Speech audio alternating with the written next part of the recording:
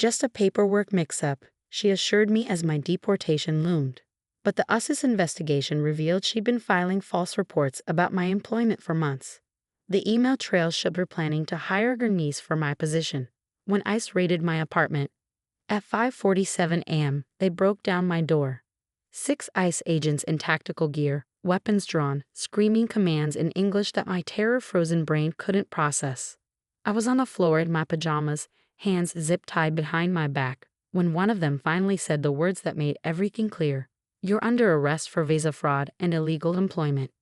My name is Priya Sharma, and 6 months ago, I was living my American dream, a senior software engineer at a Fortune 500 company, engaged to the love of my life, building the future I'd worked so hard to achieve.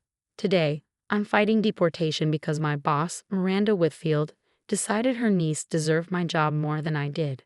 It started subtly, the way workplace sabotage always does. Miranda had been my manager for 2 years, all smiles and mentorship, until her niece Jessica graduated from coding bootcamp. Suddenly, my performance reviews contained concerns that had never been voiced before. My code was lacking innovation. My communication needed cultural adjustment. My work ethic was different from team expectations. "Don't worry about it," Miranda assured me during one of our one-on-ones. "Just minor areas for growth. Your visa renewal should be fine." I trusted her. Why wouldn't I? She'd hired me straight from my master's program, sponsored my H-1B visa, written glowing recommendations. She knew my entire life depended on that job, not just my career, but my legal right to exist in the country I'd called home for 7 years. The first real sign of trouble came when HR called me in February. Linda from HR looked uncomfortable, shuffling papers on her desk. "Priya, we've received some concerning reports about your employment status," she began. "There seem to be discrepancies in your timesheets." Discrepancies? I pulled up my meticulously kept records on my phone. I log everything. Every hour, every project. "That's the issue. Your manager's reports at USCIS showed different hours. Significantly different. Like part-time hours when you've been working full-time." My blood ran cold. H-1B visas require full-time employment. If USCIS thought I was working part-time, it would invalidate my status. "This has to be a mistake," I said. "Miranda knows I work 50 to 60 hours a week. She assigns the projects herself." Linda frowned. "I'll look into it. For now, just keep detailed records of everything."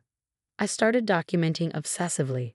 Screenshots of emails, photos of myself at my desk with timestamps, co-commit logs showing my work hours. I even started recording meetings with Miranda, legal in our one-party consent state, though it felt like betrayal. The second sign came in March when my visa renewal was denied. Insufficient evidence of specialized employment, the denial letter read. Employer failed to demonstrate need for foreign worker in this position. I stormed into Miranda's office, denial letter trembling in my hand. She was training Jessica on our codebase, my codebase, the system I'd architected from scratch. "Oh, Priya." She minimized her screen quickly. "What's wrong?" "My visa was denied. They say you didn't provide proper documentation." Her face was a masterpiece of concern. "That can't be right. I filed everything myself to make sure it was perfect. Must be a processing error. These government agencies, you know how they are." "Miranda, I could be deported." "Don't be dramatic. We'll file an appeal." "Jessica, why don't you grab us some coffee? Priya and I need to sort this out." Jessica -22, blonde, fresh out of boot camp, gave me a sympathetic look that felt rehearsed. "Of course, Aunt Miranda." "Hi, Priya. I've heard so much about your work. It's incredible what you've built here." After she left, Miranda pulled up emails on her computer. "See, I sent everything to USCIS. Letter of support, your job description, salary information. It's all here." It looked legitimate, but something nagged at me, a detail I wouldn't understand until later. The job description she'd sent described a junior developer role, not the senior architect position I actually held. The salary was listed as $45,000, not the $120,000 I earned. Every detail crafted to make it seem like my job could be filled by any entry-level American worker. "We'll fix this," Miranda promised. "Just keep working normally while we sort it out." But normally became increasingly impossible. My access to critical systems was revoked pending visa status clarification. My team lead responsibilities were temporarily reassigned to Jessica for training purposes. My desk was moved to a corner cube because Jessica needed to be closer to Miranda for mentorship. I hired an immigration lawyer with my savings. Raj Patel was expensive but came highly recommended. When he reviewed my case, his expression grew increasingly grim. Priya, these documents your employer submitted, they're not just wrong. They're deliberately falsified. Your actual job description, the one in your original visa application, has been completely rewritten. And these timesheet reports, they show you working 20 hours a week for the past 6 months. But I work twice that. I believe you, but USCIS goes by what the employer reports. And your employer is telling them you're a part-time junior developer making barely above minimum wage. Why would Miranda do this? Raj pulled up LinkedIn on his laptop. Jessica Whitfield.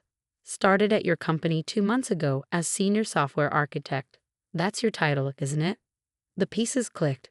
Every late-night project Miranda had me training Jessica on. Every system architecture document she had me share for backup purposes. Every proprietary algorithm I developed that Jessica was now maintaining. She's replacing you with her niece, I whispered. While making it look like you're the one committing visa fraud, Raj added. If USCIS thinks you've been lying about your employment, you're not just looking at deportation. You're looking at a permanent ban from re-entering the U.S. The next weeks were a nightmare of legal filings, evidence gathering, and steadily escalating hostility at work. Miranda became openly cold, criticizing my work in public, assigning me menial tasks, scheduling important meetings when she knew I had lawyer appointments. Maybe you should consider opportunities back home, she suggested during one particularly cruel performance review. This visa situation is clearly affecting your work quality. My work quality is fine, I shot back. It's good enough for Jessica to take credit for it. Her mask slipped.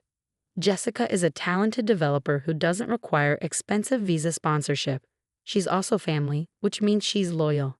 Unlike some people who forget who gave them their chance. I recorded that conversation. Thank God I recorded it. The USCI's investigation began after Raj filed our complaint. What they found was damning. Miranda hadn't just falsified my recent reports. She'd been laying groundwork for months. Emails to HR about my performance issues that were never sent to me. Backdated documentation suggesting I'd been counseled for problems that never existed. Time cards edited retroactively to show me working fewer hours. But Miranda had made one crucial mistake. She used her company email to coordinate with Jessica.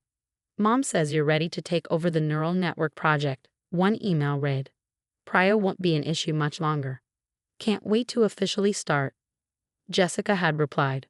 Aunt Miranda says I can have the corner office once visa issues resolve. The FBI's cybercrime division got involved when they discovered Miranda had accessed my personal USCIS account using credentials she'd obtained when helping with my initial visa application.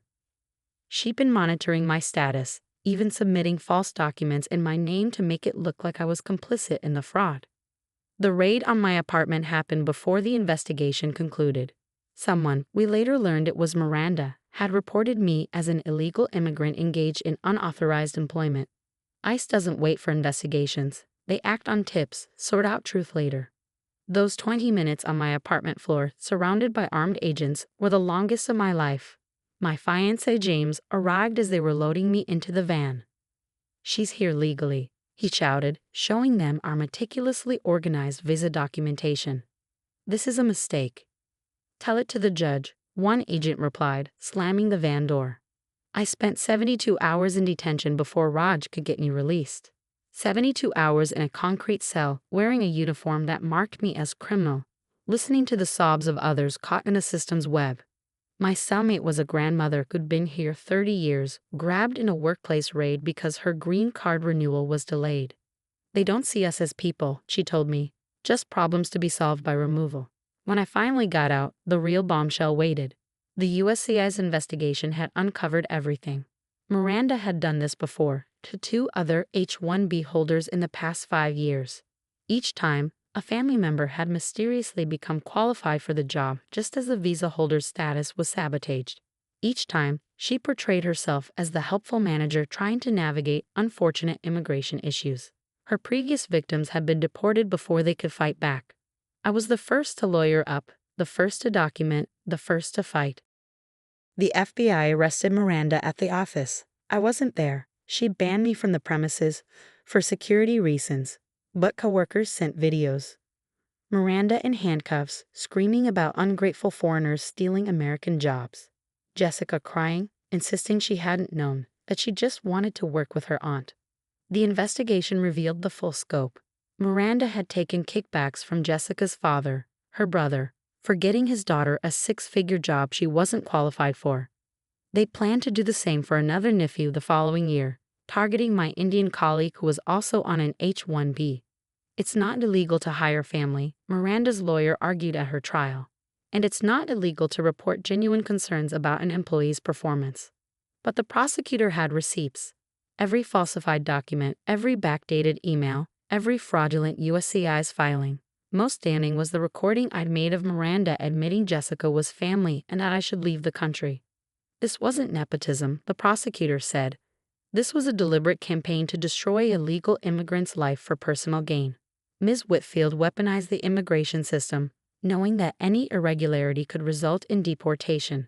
She used her position of power to commit fraud, identity theft, and immigration violations.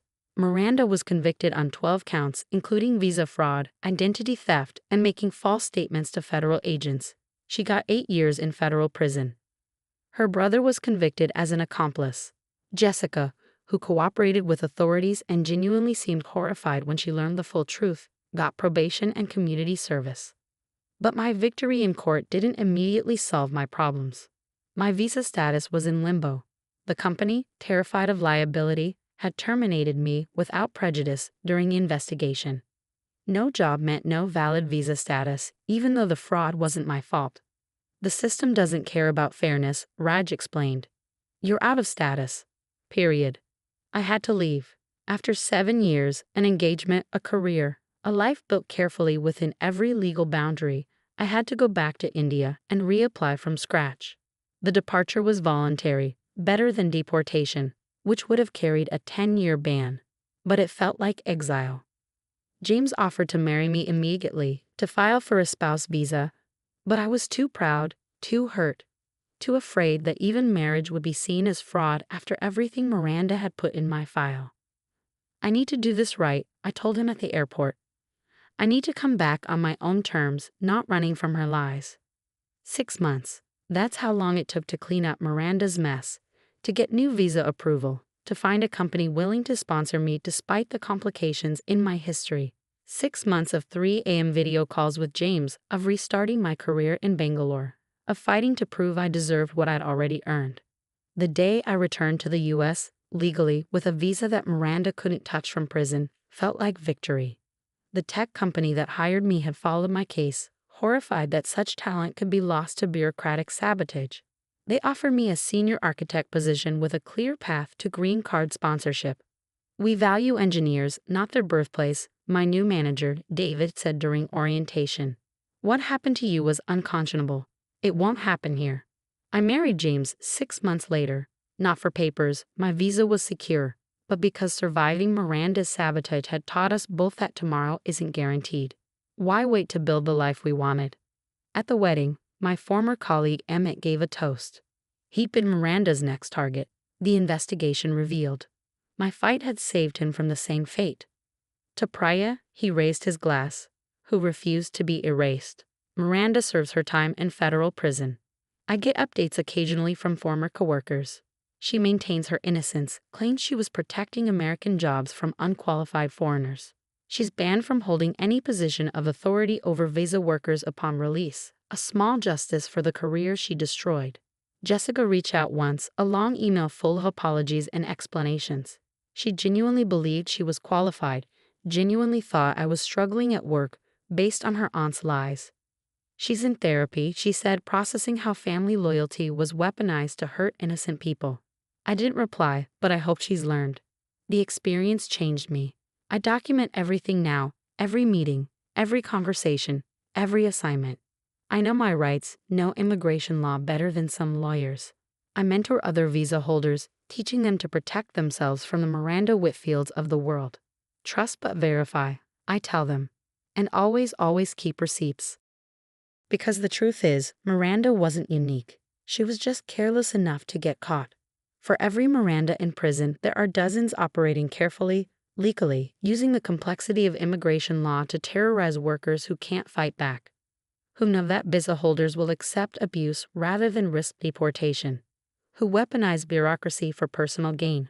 But we're not powerless. We have rights, voices, recourse. Miranda thought my accent and visa status made me disposable.